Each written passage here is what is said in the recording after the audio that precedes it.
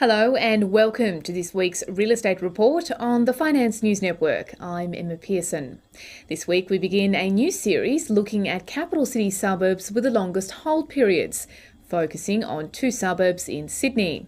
In our interview, we look at housing undersupply and affordability in Australia with Mortgage Choice CEO Michael Russell. And in our tax tip of the week, we look at deceased estates and joint tenancy for capital gains tax purposes. But first, let's catch up on the latest property news with Lilda Smits. The Housing Industry Association of Australia has called on the government to lessen the impact of regulation on new housing supply affordability, following data showing a significant decline in new home sales. The HIA Geldwin New Home Sales Survey of Australia's major residential builders revealed new homes sold dropped 7% in July, the third consecutive month of falls. Sales declined 8% in the June quarter, down 2% on the same time last year. HIA is calling on the new government to state their commitment to pursuing three key policy priorities: a housing cost reduction program, Housing and Development Ministry, and recognition and support for small businesses.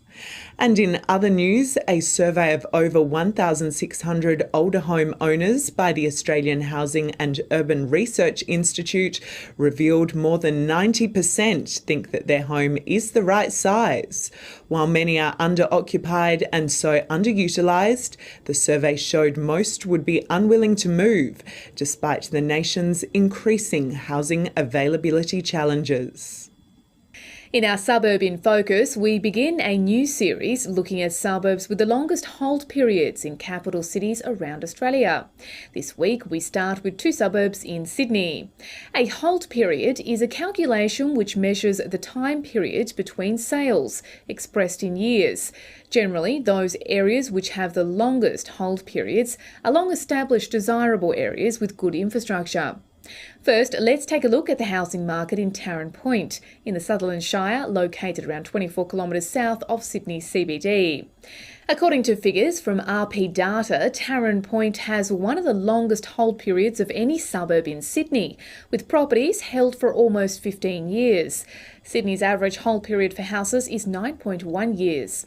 The suburb's population in the 2006 census was 1,231, with a high population of residents from the UK, Italy and Greece. Tarrant Point has a mix of upmarket waterfront houses and more modest suburban homes located on the banks of Georges River at the mouth of Botany Bay. It is the first landing place of Captain James Cook and contains one end of the famous Captain Cook Bridge. Turning to the figures, and the median house price in Tarrant Point in the year to May 2010 was $1.2 million, with the average hold period for a house in the suburb 14.9 years. 20 properties were sold in Tarrant Point for the 12-month period. Our next suburb is the house market in Rod Point, located around 8 kilometres west of Sydney CBD.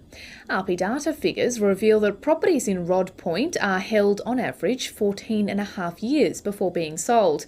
With a population of 1,244, Rod Point is situated on Iron Cove on the Parramatta River. The Bay Run is a popular pathway that passes beside Rod Park and is enjoyed by joggers, walkers and cyclists. The suburb has sports fields, playgrounds, sailing, rowing and an aquatic centre. Taking a look at the figures, and the median house price in Rod Point for the year to May 2010 was $1.18 million. The average hold period for a property in the suburb was 14.7 years. 25 properties were sold in the 12-month period. Turning to our interview this week now, and we speak with Mortgage Choice CEO Michael Russell about the underlying factors behind Australia's growing housing affordability and undersupply problem and how we should be tackling the issue. The undersupply issue at the moment is one of the reasons that house prices are continuing to rise, and it's one of the reasons why we have got this so-called housing bubble. I look at it as simple economics 101. When we've got higher demand than supply, the thing to give is price, and prices are continuing to rise. As this supply issue becomes worse, we'll continue to see stress on the housing market, and prices will continue to rise. What this is doing is it's exacerbating the problems being encountered by first home buyers, and the rising house prices are also now leading to rising rental yields. So, the poor renters that we've got sitting there wanting to move out of their rental property and buy their first property, they're struggling to keep pace with their savings because now the rentals are continuing to go up. I don't see any end in sight, certainly in the medium term, because I'm not seeing any solutions being provided to combat our rising population growth and the rising pressure that's putting on housing supply. So given that the supply council's come out and said clearly that the supply issue is going to get worse, to me that means that housing prices are going to continue to rise. So I know that there's been a lot of commentary from a number of learned professionals to suggest that the housing bubble is going to burst, but I can't see that occurring while the demand is still so strong and while it's outstripping supply.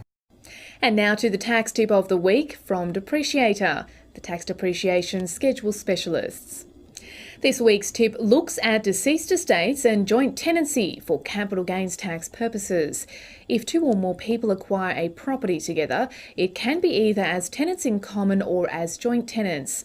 If a tenant in common dies, their interest in the property is an asset of their deceased estate. This means it can be transferred only to a beneficiary of the estate or be sold or otherwise dealt with by the legal personal representative of the estate. If one of the joint tenants dies, their interest in the property passes to the surviving joint tenant or tenants. It is not an asset of the deceased estate.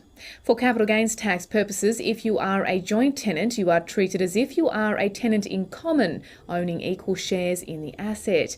However, if you are a joint tenant and another joint tenant dies, on that date their interest in the asset is taken to pass in equal shares to you and any other surviving joint tenants, as if their interest is an asset of the deceased estate and you are beneficiaries.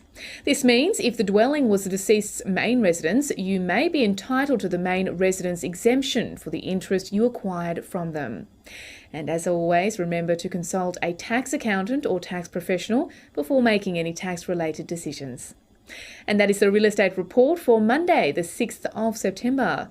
Thanks for joining us. I'm Emma Pearson for the Finance News Network.